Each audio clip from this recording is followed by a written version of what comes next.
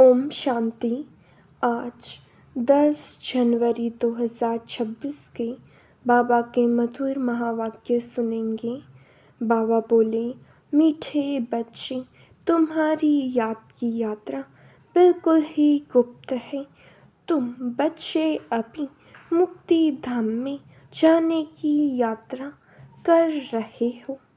प्रश्न, स्थूल वतनवासी से सूक्ष्म वतनवासी फरिश्ता बनने का पुरुषार्थ क्या है? उत्तर, सूक्ष्म वतनवासी फरिश्ता बनना है तो रूहानी सर्वस्मय हड्डी हड्डी स्वाहा करो। बिना हड्डी स्वाहा किए फरिश्ता नहीं बन सकते, क्योंकि फरिश्ते बिगर हड्डी मांस के होते हैं।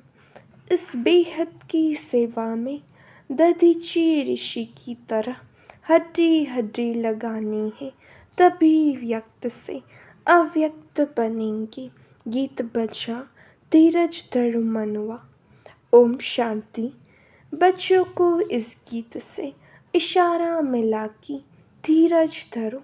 बच्चे जानते हैं हम श्रीमत पर पुरुषार्थ कर रहे हैं और जानते हैं कि हम इस गुप्त योग की यात्रा पर हैं।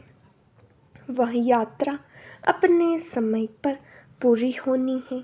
मुख्य है ही यह यात्रा जिसको तुम्हारे सिवाय और कोई भी नहीं जानते। यात्रा पर जाना है जरूर, और ले जाने वाला पंडा भी चाहिए। इसका नाम ही रखा हुआ है पांडव सेना। अब यात्रा पर हैं। स्थूल लड़ाई की कोई बात नहीं है, हर एक बात गुप्त है। यात्रा भी बड़ी गुप्त है, शास्त्रों में भी है। बाप कहते हैं, मुझे याद करो तो मेरे पास आकर पहुँचेंगे। यह यात्रा तो हुई ना। बाप सब शास्त्रों का सार बताते हैं, प्रैक्टिकल में एक्ट में ले आते हैं। अब आत्माओं को यात्रा पर जाना है, अपने निर्वाण धाम। विचार करो तो समझ सकते हैं, यह है मुक्ति धाम की सच्ची यात्रा। सब चाहते हैं हम मुक्ति धाम में जाएं। यह यात्रा करने के लिए कोई मुक्ति धाम का रास्ता बताए, परंतु बाप तो अपने समय पर आप ही आते हैं, जिस समय को कोई नहीं जानते हैं। बाप आकर समझाते हैं तो बच्चों को निश्चय होता है, बरोबर यह सच्ची यात्रा है जो गाई हुई है। भगवान ने यह यात्रा सिखाई थी। मन मना भव, मध्याजी भव। यह अक्षर भी तुम्हारे काम के बहुत हैं। सिर्फ किसने कहा यह भूल कर दी है। कहते हैं देह सहित देह के संबंधों को भूल जाओ। इनको ब्रह्मा बाबा को भी देह है। इनको भी समझाने वाला दूसरा है, जिसको अपनी देह नहीं है। वह बाप है विचित्र, उनको कोई चित्र नहीं है।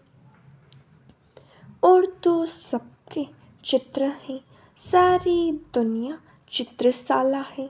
विचित्र और चित्र अर्थात जीव और आत्मा का यह मनुष्य स्वरूप बना हुआ है, तो वह बाप है विचित्र। समझाते हैं, मुझे इस चित्र का आधार लेना पड़ता है, बरोबर शास्त्रों में है भगवान ने कहा था। जबकि महाभारत लड़ाई भी लगी थी, राजयोग सिखाते थे, जरूर राजाई स्थापन हुई थी। अभी तो राजाई है नहीं, राजयोग भगवान ने सिखाया था नई दुनिया के लिए, क्योंकि विनाश सामने खड़ा था।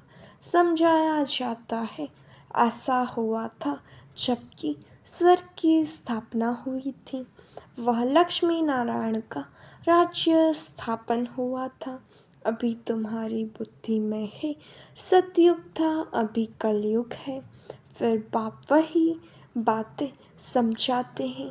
ऐसा तो कोई कह न सके कि मैं परम धाम से आया हूँ तुमको वापस ले जाने। परम पिता परमात्मा ही कह सकते हैं ब्रह्मा द्वारा, और किसके द्वारा भी कह नहीं सकते।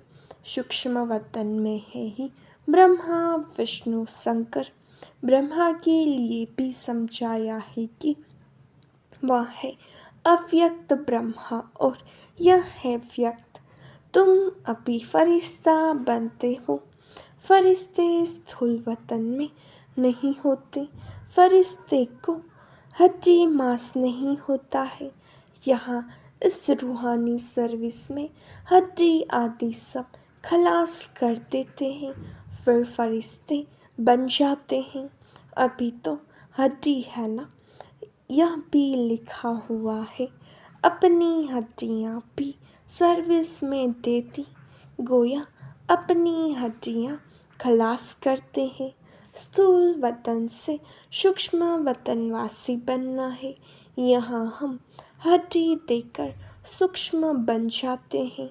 इस सर्विस में सब स्वाहा करना है। याद में रहते रहते हम फरिश्ते बन जाएंगे। यह भी गाया हुआ है। मेरुआ मौत मल्लुक का शिकार। मल्लुक फरिश्ते को कहा जाता है। तुम मनुष्य से फरिश्ते बनते हो, तुमको देवता नहीं कह सकते। यहाँ तो तुमको शरीर है ना। सूक्ष्म वतन का वर्णन अभी होता है। योग मेरा फिर फरिश्ते बन जाते हैं। पिछाड़ी में तुम फरिश्ते बन जाएंगे। तुमको सब साक्षात्कार होगा और खुशी होगी। मनुष्य तो सब काल का शिकार हो जाएंगे। तुम्हारे में जो महावीर हैं वह तो अडोल रहेंगे। बाकी क्या क्या होता रहेगा। विनाश की सीन तो होनी है ना। अर्जुन को विनाश का साक्षात्कार हुआ। एक अर्जुन की बात नहीं है। तुम बच्चों को विनाश और स्थापना का साक्षात्कार होता है। पहले पहले बाबा को भी विनाश का साक्षात्कार हुआ। उस समय ज्ञान तो कुछ था नहीं। देखा सृष्टि का विनाश हो रहा है। फिर चतुर्भुज का साक्षात्कार हुआ। समझने लगे यह तो अच्छा है। विनाश के बाद हम विश्व के मालिक बनते हैं तो खुशी आ गई। अभी यह दुनिया नहीं जानती कि विनाश तो अच्छा है ना। पीस के लिए प्रयत्न करते हैं, परंतु आखिरी विनाश तो होना है। याद करते हैं पतित पावन आओ तो बाप आएंगे जरूर आकर पावन दुनिया स्थापन करेंगे, जिसमें हम राजाई करेंगे। यह तो अच्छा है ना। पतित पावन को क्यों याद करते हैं? क्योंकि दुख है। पावन दुनिया में देवताएं हैं। पतित दुनिया में तो देवता के पैर आ नहीं सकते। तो जरूर पतित दुनिया का विनाश होना चाहिए। गाया हुआ भी है महाविनाश हुआ। उसके बाद क्या होता है? एक धर्म की स्थापना सो तो ऐसी होगी ना। यहाँ से राजयोग सीखेंगे। विनाश होगा, बाकी भारत में कौन बचेगा? जो राजयोग सीखते हैं, नॉलेज देते हैं, वहीं बचेंगे। विनाश तो सबका होना है, इसमें डरने की बात नहीं। पतित पावन को बुलाते हैं, जबकि वह आते हैं तो खुशी होनी चाहिए ना। बाप कहते हैं विकारों में मत जाओ, इन विकारों पर जीत पाओ। वहाँ दान दे दो तो ग्रहण छूटे। भारत का ग्रहण छूटता जरूर है। काले से घोड़ा बनना है। सतयुग में पवित्र देवताएं थे, वह जरूर यहाँ बने होंगे। तुम जानते हो हम श्रीमत से निर्विकारी बनते हैं। भगवान उवाच, यह है गुप्त। श्रीमत पर चलकर तुम बादशाही पाते हो। बाप कहते हैं तुमको नर से नारायण बनना है, सेकंड में राजाई मिल सकती है। शुरू में बच्चियां 4-5 दिन भी वैकुंठ में जाकर रहती थी। शिव बाबा आकर बच्चों को वैकुंठ का भी साक्षात्कार कराते थे। देवताएं आते थे, कितना मान शान से। तो बच्चों को दिल अंदर लगता है बरोबर गुप्त वेश में आने वाला बाप हमको समझा रहे हैं। ब्रह्मा तन में आते हैं। ब्रह्मा का तन तो यहाँ चाहिए ना। प्रजापिता ब्रह्मा द्वारा स्थापना बाबा ने समझाया है। कोई भी आते हैं तो उनसे पूछो किसके पास आते हो, बी के पास। अच्छा, ब्रह्मा का नाम कभी सुना है? प्रजापिता तो है ना, हम सब उनके आकर बने हैं। जरूर आगे भी बने थे। ब्रह्मा द्वारा स्थापना तो साथ में ब्राह्मण भी चाहिए। बाप ब्रह्मा द्वारा किसको समझाते हैं? शूद्रों को तो नहीं समझाएंगे। यह है ब्रह्मा मुखवंशावली ब्राह्मण। शिव बाबा ने ब्रह्मा द्वारा हमको अपना बनाया। ब्रह्मा कुमार कुमारियाँ कितने ढेर हैं, कितने सेंटर्स हैं, सब में ब्रह्मा कुमारियाँ पढ़ाती हैं। यहाँ हमको दादी का वर्षा मिलता है। भगवान वाच, तुमको राजयोग सिखाता हूँ। वह निराकार होने कारण इनके शरीर का आधार लेकर हमको नॉलेज सुनाते हैं। प्रजापिता के तो सब बच्चे होंगे ना। हम हैं प्रजापिता, ब्रह्मा कुमार कुमारियाँ। शिव बाबा है दादा, उन्होंने अडॉप्ट किया है। तुम जानते हो हम दादा से पढ़ रहे हैं ब्रह्मा द्वारा। यह लक्ष्मी नारायण दोनों स्वर्ग के मालिक है ना। भगवान तो एक ऊंचते ऊंच निराकार ही है। बच्चों को धारणा बड़ी अच्छी होनी चाहिए। पहले पहले समझाओ, 2 बाप हैं भक्ति मार्ग में। स्वर्ग में है एक बाप, पारलौकिक बाप द्वारा बादशाही मिल गई, फिर याद क्यों करेंगे? दुख है ही नहीं जो याद करना पड़े। गाते हैं दुख हरता सुख करता, वह अभी की बात है। जो पास्ट हो जाता है उसका गायन होता है। महिमा है एक की, वह एक बाप ही आकर पतितों को पावन बनाते हैं। मनुष्य थोड़े ही समझते हैं, वह तो पास्ट की कथा बैठ लिखते हैं। तुम अभी समझते हो। बरोबर बाप ने राजयोग सिखाया, जिससे बादशाही मिली। 84 का चक्र लगाया। अभी फिर हम पढ़ रहे हैं, फिर 21 जन्म राज्य करेंगे। ऐसा देवता बनेंगे, ऐसे कल पहले बने थे। समझते हो हमने पूरा 84 जन्मों का चक्र लगाया और फिर सतयुग त्रेता में जाएंगे। तब तो बाप पूछते हैं आगे कितने बार मिले हो। यह प्रैक्टिकल बात है ना। नया भी कोई सुने तो समझेंगे 84 का चक्र तो जरूर है। जो पहले वाले होंगे उनका ही चक्र पूरा हुआ होगा। बुद्धि से काम लेना है।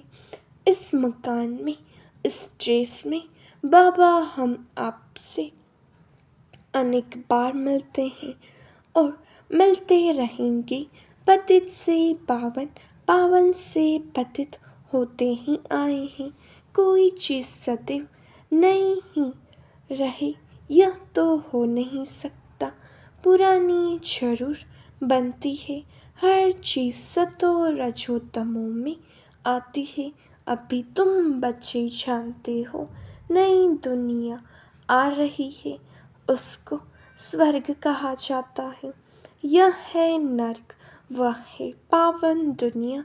बहुत पुकारते हैं, हे पतित पावन, हमको आकर पावन बनाओ। क्योंकि दुख जास्ती होता जाता है ना, परंतु यह समझते नहीं कि हम ही पूज्य थे, फिर पुजारी बने हैं।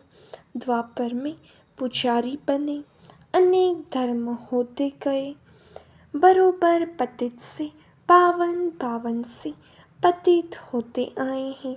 भारत के ऊपर ही खेल है, तुम बच्चों को अब स्मृति आई है, अब तुम शिव जयंती मनाते हो। बाकी और कोई शिव को तो जानते ही नहीं है, हम जानते हैं, बरोबर हमको राजयोग सिखलाते हैं। ब्रह्मा द्वारा स्वर्ग की स्थापना हो रही है, जरूर जो योग सीखेंगे, स्थापना करेंगे, वहीं फिर राज्य भाग्य पाएंगे। हम कहते हैं, बरोबर हम कल्प कल्प बाप से यह राजयोग सीखे हैं। बाबा ने समझाया है, अभी यह 84 का चक्र पूरा होता है, फिर नया चक्र लगाना है।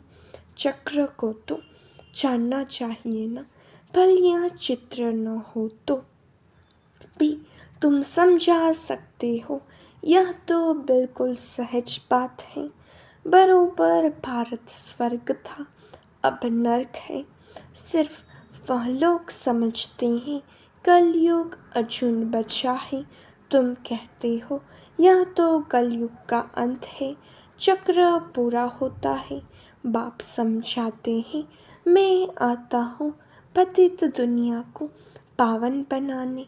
तुम जानते हो हमको पावन दुनिया में जाना है, तुम मुक्ति जीवन मुक्ति धाम, शांति धाम, सुख धाम और दुख धाम को भी समझते हो, परंतु तकदीर में नहीं है तो फिर यह ख्याल नहीं करते कि क्यों न हम सुख धाम में जाएं।